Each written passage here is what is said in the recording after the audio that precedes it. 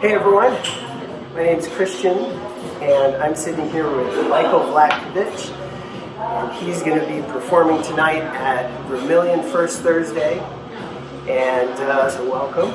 I often ask people what their passion is, and my answer for that is being creative. It's been a long time ago now where I really wanted to find some relationship, tangible relationship between the subject and the music. And what I decided to do was transpose the subject and or title, depending on what it is, into musical pictures and use that as the raw and start from that point.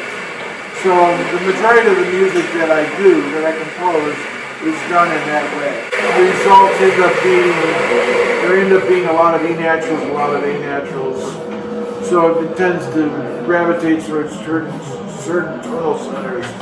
So as a result, sometimes I transpose the road to another key.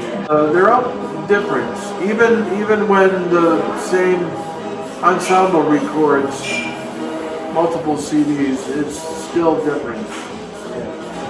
And I like that. I wouldn't want it any other way. The majority of the pieces, even though they are different, they're recognizable as that piece. And I have recorded, I've actually been surprised that nobody has commented about that, about the fact that the multiple recordings of certain compositions, how similar or different they sound. So people have licks, and generally when they're at a loss for something to do, they do their licks. So the key to being creative is, I think, is to practice trying to avoid doing that and force yourself either not to play or to play something different. Now this is interesting, so that then in your own practicing, do you try to avoid practicing things that would become licks, or I practice being creative. Okay. So because I've been doing a lot of free things lately, I've been practicing that. I've been starting with one note, and then I go to another note. So I had a whole lot of choices when I went to the first note, and now I have maybe less choices because I could go back to the note I was on, or I could go to another note. So I'm thinking one note at a time, sort of thing, as opposed to the big picture of starting here and ending up over here. Not having a plan. Well, not in a sense. You go from one note to another note and say, wow, I like the way that sounds. Should I transpose it and do it in another key, that interval? Or should I add another note and make it, three things, a short cell, and then explore that rhythmically or transpose that, so I'm constantly thinking about, it's just like composing, it's exactly the same. That's what you're doing when you're improvising, except you just don't have an eraser and the afternoon to figure it out. Right, so is it safe to say with this way of practicing that you're training yourself to be aware of each moment of all the possibilities? Is that safe to say, or not quite? That's the way I would say so. I'm not. I know there's a lot of people who want to lose themselves. They don't want to think about anything when they're improvising. They just want to be void of anything and just go and do it. Yeah. And I'm the exact opposite. I'm constantly thinking about what's going on now, what are the possibilities in the future, and what's going on.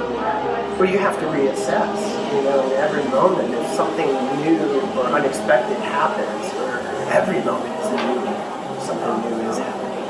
I think that's... Yeah. And then there's the issue of how much involvement, if you're playing with someone else, let's say just one other person, how involved are you going to get in their improvisation? Are you going to completely ignore them? Are you going to become involved? Yeah. And depending on the capability of the people who are improvising, because some people are not capable of becoming involved in what you're doing. They're just not sophisticated enough. You know, they don't have the experience of being able to mimic you or being able to develop what you're doing.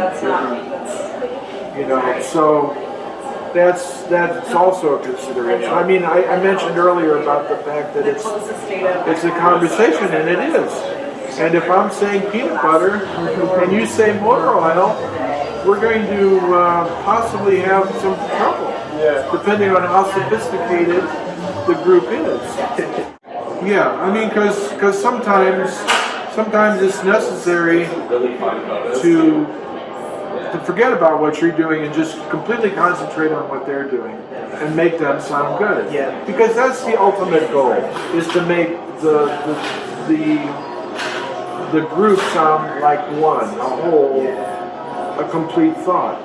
And however you have to make it happen, you know, I think that's what should be done. Yeah, I love it.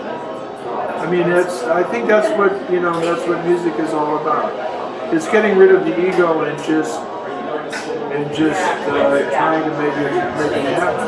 So once again, I'm sitting here with Michael Vlatkovich. He's going to perform tonight on Vermillion first Thursday, and very excited to perform with him. Also tonight, I'll be doing a short opening set, and then the Scrambler will be closing it out. It can only go down from here. It can only get worse.